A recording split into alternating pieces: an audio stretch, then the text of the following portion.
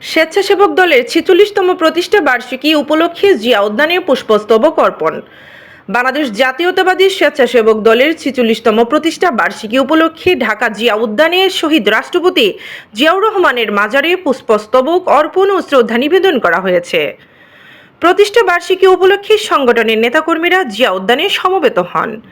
পরে তারা শহীদ রাষ্ট্রপতি জিয়াউর রহমানের মাজারে পুষ্পস্তবক অর্পণ করেন এবং তার আত্মার মাগফিরাত কামনা করে দোয়া ও মোনাজাতে অংশ নেন। এ সময় নেতাকর্মীরা সাবেক প্রধানমন্ত্রী ও বিএনপি চেয়ারপারসন বেগম খালেদা জিয়ার মাজারেও পুষ্পস্তবক অর্পণ করে শ্রদ্ধা নিবেদন করেন এবং তার জন্য দোয়া করেন। পুষ্পস্তবক অর্পণ শেষে নেতারা বলেন, প্রতিষ্ঠার পর থেকেই দেশের জাতীয়তাবাদী স্বেচ্ছাসেবক দল দেশের গণতন্ত্র, মানুষের অধিকার ও জনগণের কল্যাণে কাজ করে আসছে। আগামী দিনেও সংগঠনের নেতাকর্মীরা ঐক্যবদ্ধভাবে গণতান্ত্রিক আন্দোলন ও জনকল্যাণমূলক কার্যক্রমে ভূমিকা রাখার প্রত্যয় ব্যক্ত করেন। এ সময় স্বেচ্ছাসেবক দলের বিভিন্ন পর্যায়ে নেতাকর্মীরা উপস্থিত ছিলেন।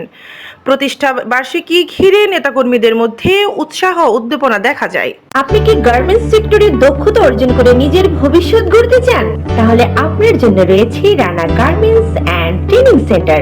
এখানে অভিজ্ঞ অপারেটর ও টেকনিশিয়ানদের মাধ্যমে গার্মেন্টস সেলাই, অপারেটিং ও মেশিনের কাজ হাতে কলমে শেখানো হয়। পাশাপাশি শার্ট, প্যান্ট, গেঞ্জি ও গার্মেন্টস পণ্য পাইকারি বিক্রয়ের সুবিধাও রয়েছে। আমি এইখানে 15 দিন যাবত কাজ করতেছি, এখন সব মেশিন চালাইতে পারি।